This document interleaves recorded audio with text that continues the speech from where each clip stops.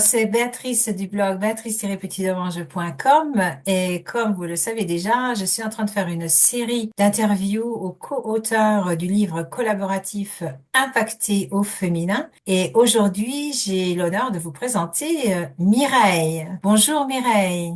Bonjour, Alors, je voulais savoir quel chapitre tu es du livre parce que j'ai complètement oublié de te le demander. c'est le chapitre 12. Voilà, donc vous allez trouver 17 chapitres et elle, c'est le numéro 12. 12. Voilà, c'est ça. Et donc, je voulais savoir ce que tu fais déjà comme métier dans ta vie. Je suis coach de vie.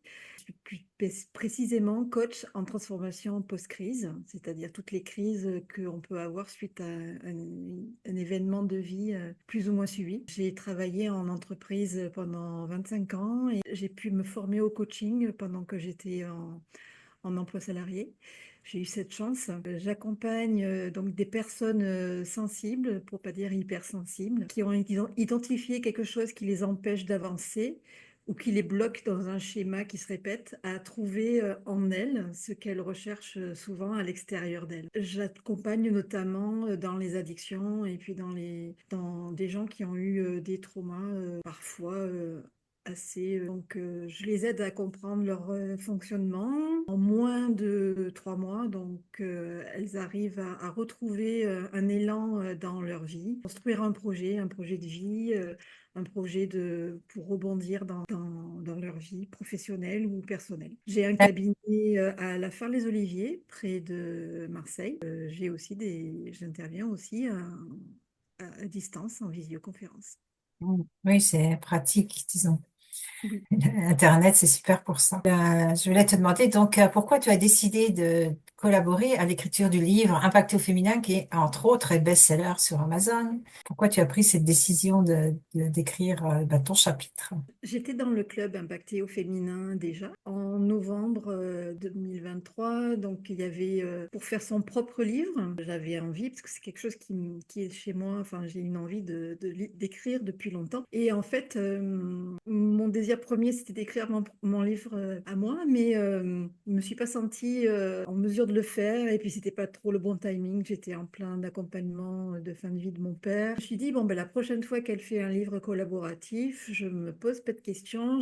En fait, c'est arrivé au mois de mai-juin 2024. Et donc, j'ai embarqué de suite, même si c'était peut-être pas optimum non plus au niveau du timing, mais je me suis pas posé de questions. Je me suis dit, c'est fait pour. Enfin, là, cette fois-ci, j'y vais. Et donc, je m'y suis mise. Donc, c'est vrai qu'on a eu les coachings avec Biba qui nous guidait, ce qu'elle fait en arrière-plan qui est important et qui nous soulage quand même énormément dans l'écriture. Enfin, l'écriture, c'est nous qui écrivons, mais elle peut nous guider aussi, tout dans tout ce qui est préparation du livre et puis communiqué de presse, sortie du livre. Son accompagnement nous a m'a permis mais vraiment de concrétiser. C'est vraiment de concrétiser la chose. Et puis moi, j'avais jamais vraiment parlé de moi. Un coach pose beaucoup de questions et amène son coaché à trouver sa solution parce que tout est en lui. Forcément, je parlais pas trop de moi et là, ça a été vraiment une occasion d'en dire plus sur moi. Je n'ai pas encore tout dévoilé, je garde pour le prochain livre. Mais déjà là, ça a été énorme.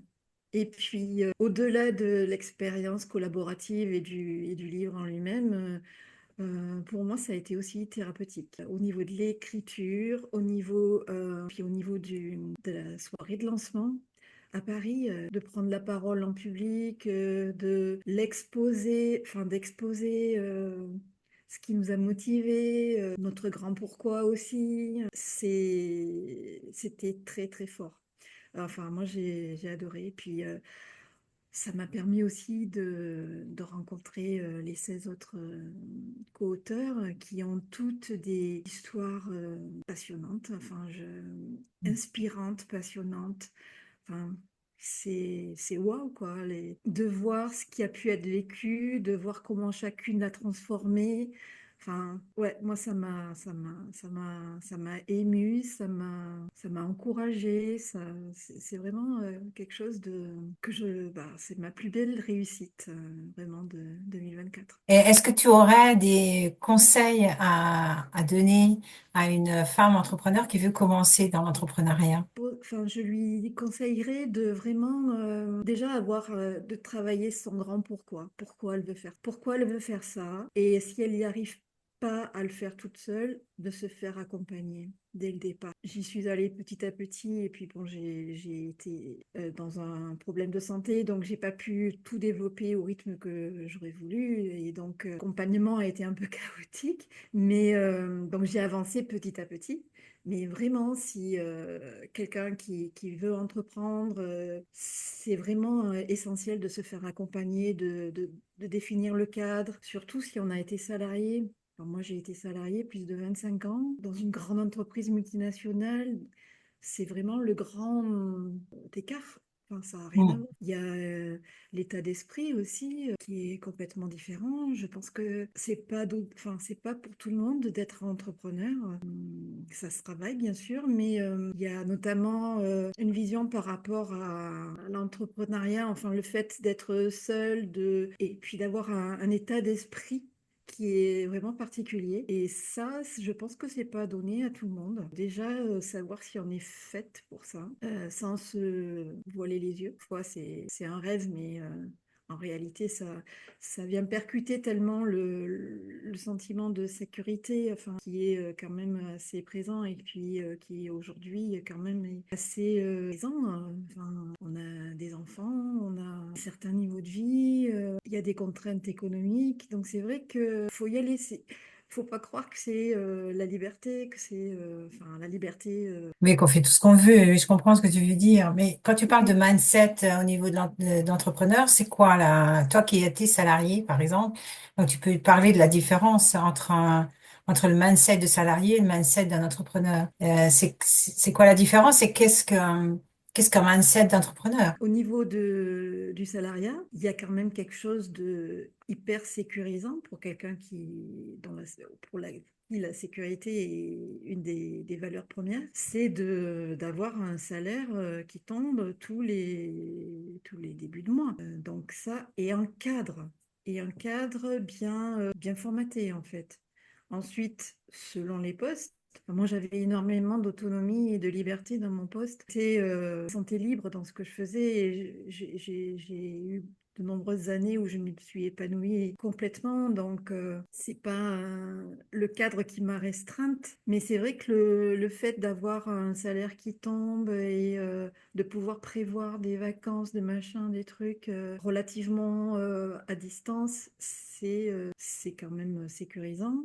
Le fait aussi d'avoir les autres. Donc j'en viens du coup au fait d'être dans un club, quel qu'il soit, en présentiel, en distanciel, de ne pas être seul dans l'entrepreneuriat, d'avoir d'autres collègues avec qui Hmm. échanger, même en dehors de la supervision, parce que moi je suis supervisée. Donc ça, c'est des moments super et formateurs et de contact avec les autres collègues. Et en même temps, d'être avec d'autres femmes qui se heurtent au même problème de gestion du temps, de gestion du quotidien.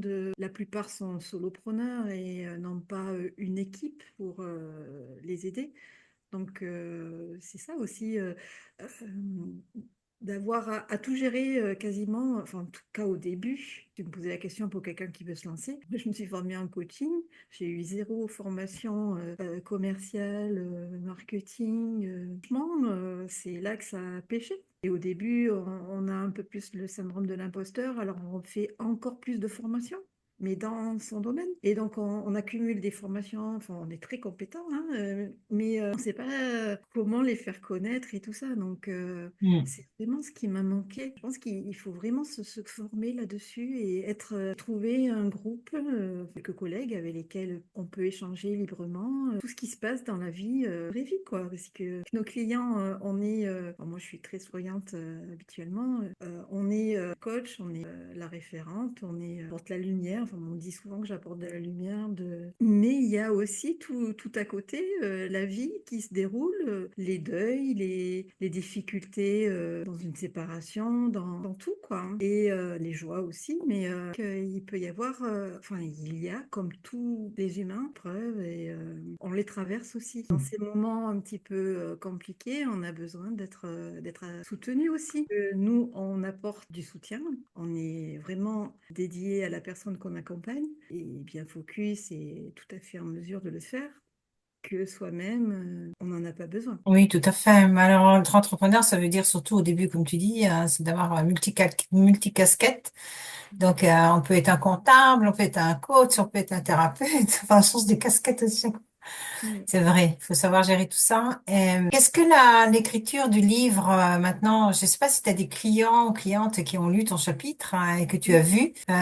Est-ce que tu as senti ou vu un regard différent vis-à-vis de toi-même? Est-ce que ça a changé quelque chose dans tes rapports avec eux ou elles? Il y en a une qui m'a dit, je ne me doutais absolument pas. Une autre qui m'a dit, j'ai été vraiment émue. Qu'est-ce qu'elle m'a dit? C'est fou qu'on doive traverser des obstacles, des épreuves pour pouvoir avancer. J'ai eu beaucoup de félicitations pour mon parcours, pour la façon dont j'ai surmonté les événements, le projet en lui-même aussi du livre collaboratif a beaucoup plu. Le fait qu'on soit des femmes qui osions partager leur histoire, souvent pour la première fois, et qui sont des battantes. Donc c'est vrai que le projet, j'ai été interviewée, j'ai eu 2 articles dans La Provence et puis dans Le Régional, là, qui est sorti hier d'ailleurs le dernier article. Vraiment, le gars, il est venu vers moi, il était super content de m'interviewer. Il a trouvé ça vraiment super, quoi, et mis en lumière 2 fois. Donc, merci aussi. Super.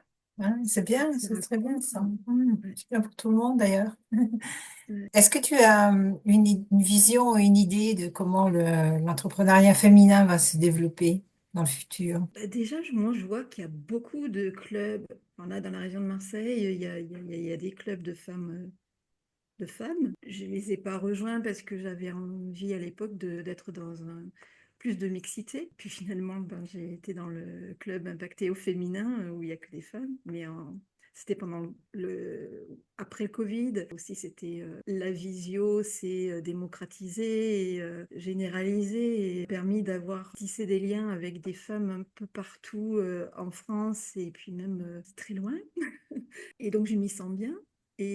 Donc, je continue ce club-là. Je suis dans un autre club de femmes aussi, mais plus pour mon développement personnel et puis autour de l'hypersensibilité. Des choses différentes. Bon, il y en a une qui est professionnelle, l'autre qui est plus personnelle, mais ça se complète. Ça me permet d'évoluer et aussi moi-même me comprendre mieux pour pouvoir aussi mieux comprendre les schémas, parce que je travaille beaucoup au niveau des schémas qui se répètent, des addictions que les gens peuvent avoir. Du coup, bien me protéger aussi, rester dans la compassion, mais pas prendre aussi tout ce qui est communiqué dans les séances, parce que c'est important de rester solide. Oui, je pense que tu voulais parler un peu des clubs parce que je te posais la question du comment tu voyais le futur de l'entrepreneuriat féminin.